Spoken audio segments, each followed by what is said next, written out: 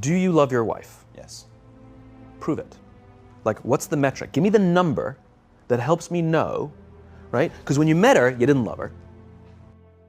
Now you love her, right? Tell me the day the love happened.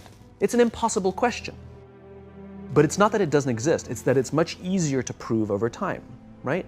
Leadership is the same thing. It's about transition. So if you were to go to the gym, it's like exercise, right?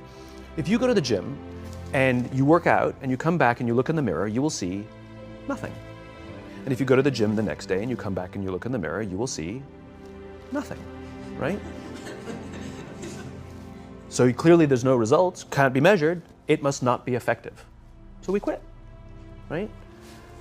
Or if you fundamentally believe that this is the right course of action and you stick with it, like in a relationship, I bought her flowers and I wished her happy birthday, and she doesn't love me.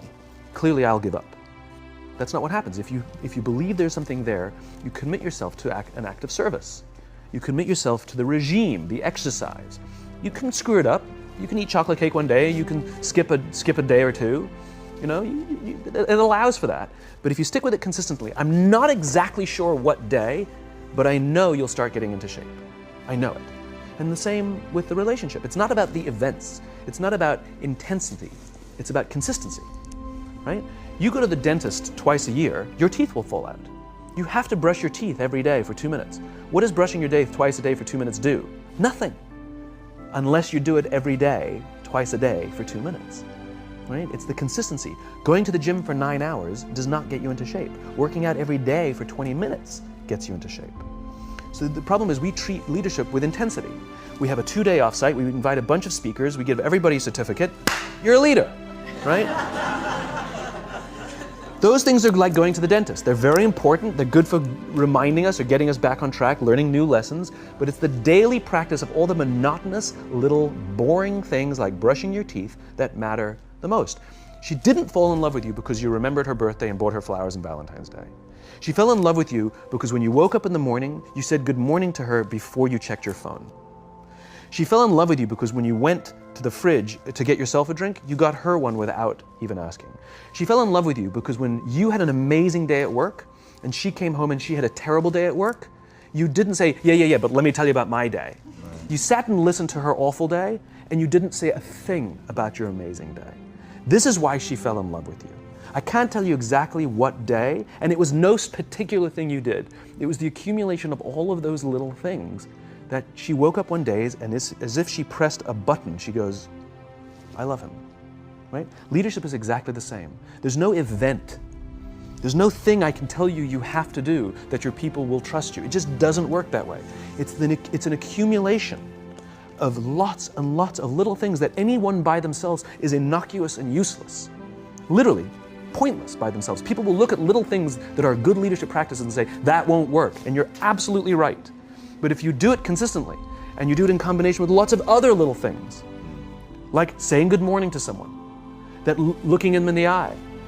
My friend George, who's a 3-star general in the Marine Corps, he says his test for leadership, and I love this, he goes, his test for a good leader is if you ask somebody how their day is going, you actually care about the answer. The number of times we're walking to a meeting, we're rushing, we go, how are you? Not good, I got to get to you later, I'm late for a meeting. Right. If you ask the question, you are standing there and you are listening to the answer. It's those little innocuous things that you do over and over and over and over that people will say, I love my job. Not I like my job. I like my job means, yeah, the challenge is great, they pay me well, I like the people.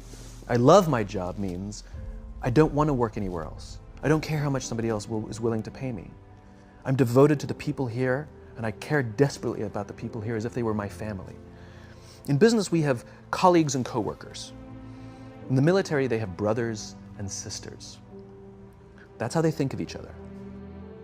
If you really have a strong corporate culture, the people will think of each other like brothers and sisters. It's like a family, right? No, brothers and sisters. Deep love. Fight, but the love doesn't go away.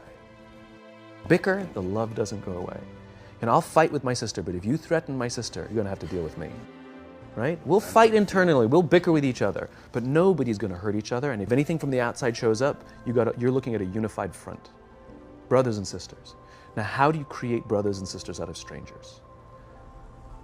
Common beliefs, common values, parents, in other words, executives who care about their children's success, who care to raise their children, teach them skills, discipline them when necessary, help them build their self-confidence so that they can go on and achieve something more than you could have ever imagined achieving for yourself. That's leadership.